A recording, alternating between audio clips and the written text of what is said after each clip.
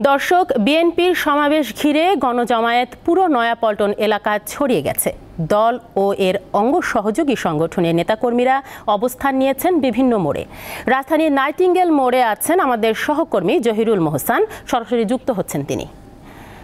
মোহসান, বিএনপির সমাবেশে নেতাকর্মী সমর্থকদের উপস্থিতি আপনি কেমন দেখছেন? পাশাপাশি জানাবেন, তারা কি রাজধানী থেকেই যুক্ত হয়েছেন নাকি ঢাকার আশপাশ থেকেও এসেছেন সেখানে? ডক্টর খন্দকার মোশাররফ হোসেন, যিনি 1971 সালে লন্ডনে তানিয়া, দুপুর 2:30টায় কিন্তু নয়াপল্টনে বিএনপির প্রধান কার্যালয়ের সামনে আজ সমাবেশ শুরু হয়।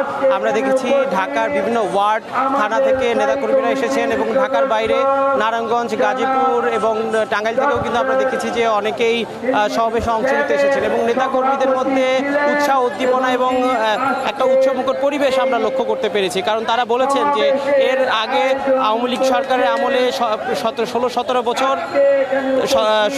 বছর তারা যতবার সমাবেশে এসেছেন ততবার কিন্তু তাদের বিভিন্ন বাধার মুখে পড়তে হয়েছে, কিন্তু এবার কিন্তু তারা বাধাহীনভাবে ঢাকার ভেতরে ঢুকতে পেরেছেন এবং বিভিন্ন ওয়ার্ড থানা থেকে কিন্তু এবার এই সমাবেশে অংশ নিতে পেরেছেন।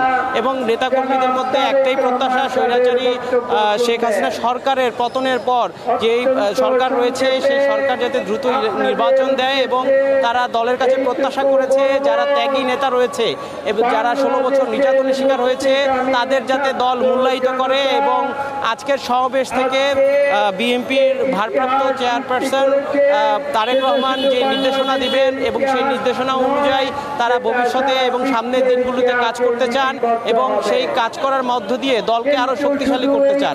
তারই আপনাকে আরেকটি বিষয় জানিয়ে রাখি, কিছুক্ষণ পরে কিন্তু তারেক রহমান অনলাইনে ভার্চুয়ালি ভাষণ দেবেন এবং তারেক রহমানের ভাষণের জন্য আমরা দেখেছি যে এখানে যারা বিএনপির নেতাকর্মী রয়েছেন তারা কিন্তু অধীর আগ্রহে অপেক্ষা করছেন এবং তারা বিভিন্ন অঞ্চল থেকে এসে এখানে সমবেত হয়েছেন।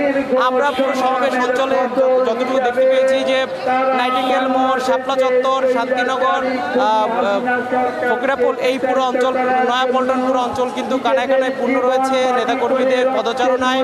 আমরা দেখেছি প্রায় লাখো নেতাকর্মী, বিএনপির লাখো নেতাকর্মী কিন্তু এই সমাবেশে অংশ নিয়েছে এবং সমাবেশে অংশ নেওয়ার মাধ্যমে তারা জানিয়েছে, নেতাকর্মীদের সাথে আমরা কথা বলেছি, তারা বলছেন যে তারা আরও সক্রিয়ভাবে দলে অংশগ্রহণের মাধ্যমে সমাবেশ সফল করতে চান এবং তারা দলকে আরও শক্তিশালী করতে চান এবং সামনে যদি নির্বাচনের সময় আসে এবং সেই নির্বাচনে দলকে জয় করার জন্য যত ধরনের ত্যাগ করতে হবে, যতভাবে তারা সংগঠিত হতে চায়, যত ধরনের তারা সংগঠিত হয়ে দলকে আবার নির্বাচনে জয় করবে।